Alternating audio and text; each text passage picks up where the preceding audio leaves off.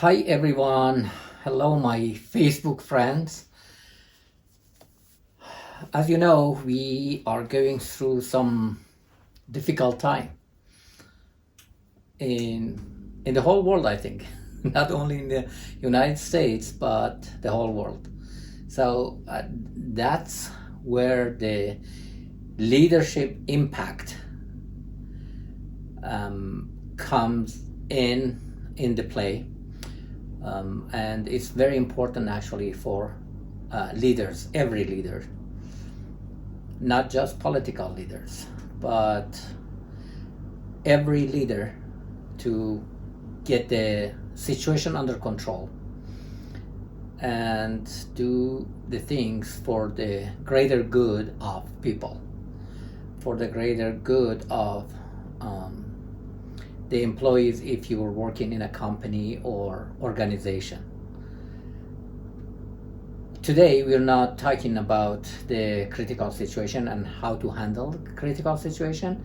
We will continue the same subjects on personal development, on mind, and it's very important to see how the mind works and what is the difference between conscious and subconscious mind and how we can make a decision and where is this decision making center and how that is related to our mind. Today I talk about conscious and subconscious mind briefly, and if you have any question you can message me or go on my website. Just my name and last name together, no space, dilandolati.com. That's it. Just put my first and last name together.com. All right, so let's talk about conscious and subconscious mind. So for the mind, just to make it easier, actually, we go with this stick person that was created many years ago by a chiropractor in San Antonio, Texas, that he was explaining the mind, because mind actually, as I said, is at energy level. But when we think about mind, usually we think about brain, because that's how we think. We think in picture. When there is no picture, we get confused. And that's why we go through this stick person and talk about conscious and subconscious mind. When we are a child,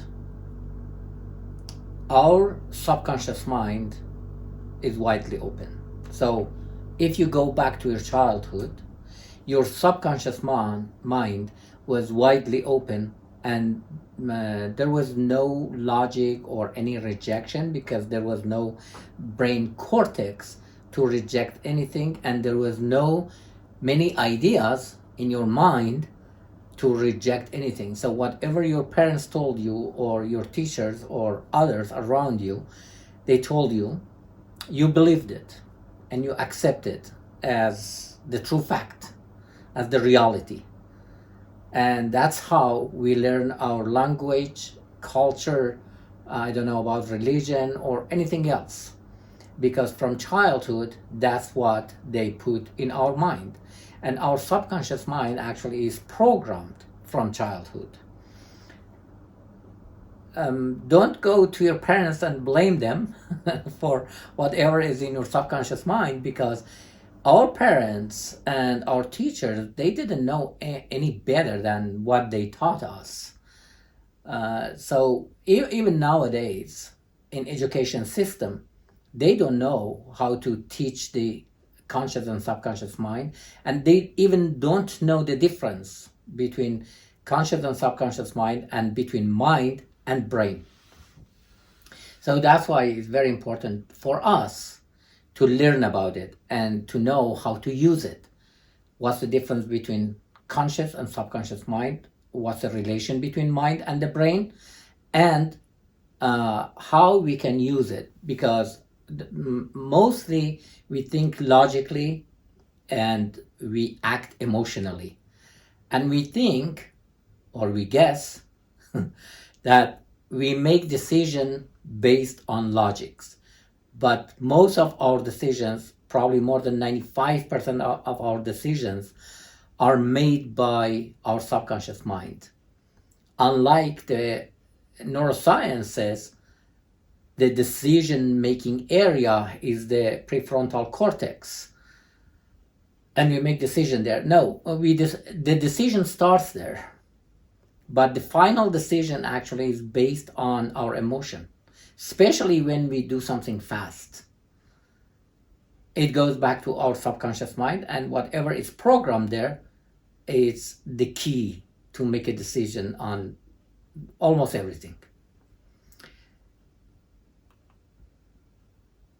When we were a child, our subconscious mind, as I said, was programmed. And then when we get cortex and we have some ideas in our mind and we are conscious, then we start to reject some ideas. And that's how our mind starts working. Interestingly, later on I'll mention that, but the pilot is conscious mind, but the power is in subconscious mind. So we think logically, we think we can make a decision logically, but at the final step, when you make a decision, it goes back to whatever is programmed in your subconscious mind and comes up with the emotion. Now let's see what we have in conscious area or the cortex.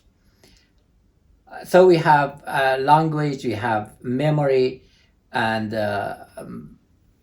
some other faculties, the mind faculties, that they are related to cortex, like judgment. In subconscious area, we have emotion and instinct. And that's why sometimes you have this gut feeling about the decision you make. That gut feeling, actually, it's real, because we call it instinct also, because instinctively you feel something. Why we feel something in the gut?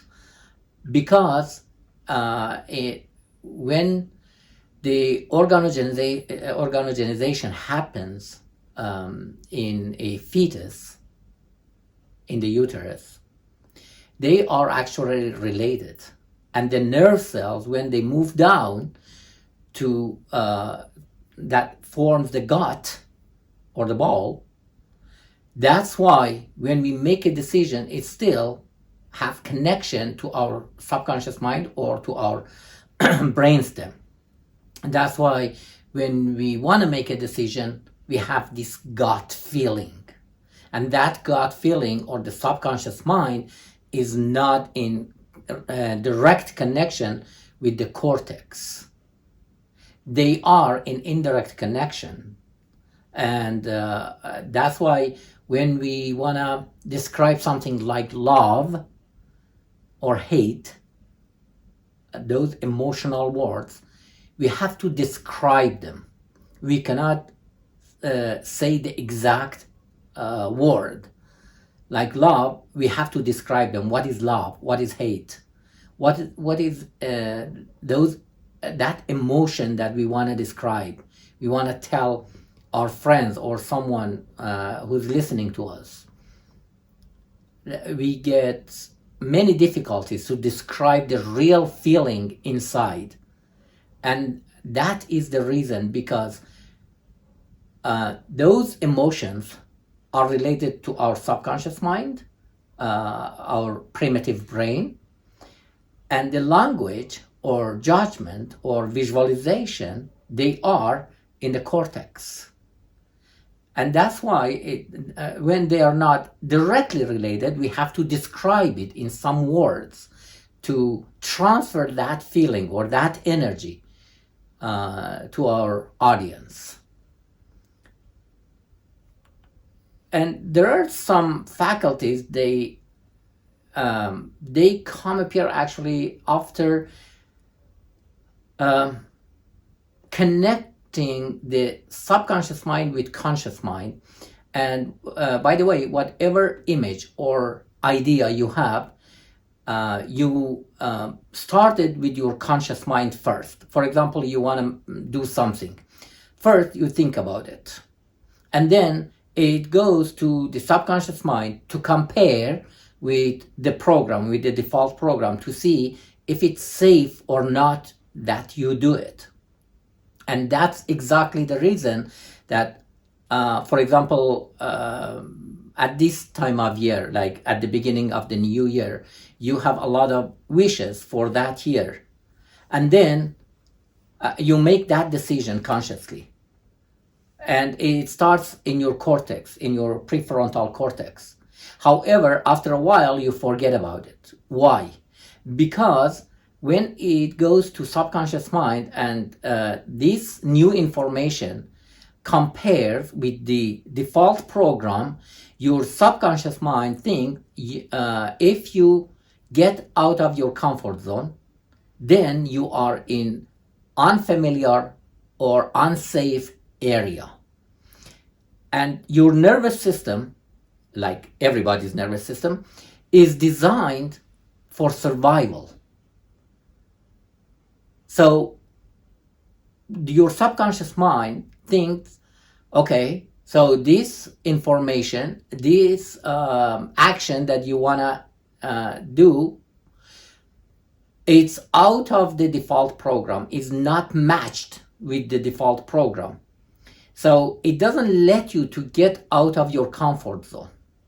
Then that's why 52% of people, when they have an idea, they never start anything on that idea. So they have brilliant ideas, and then 52% of people, they never try even one time. Why?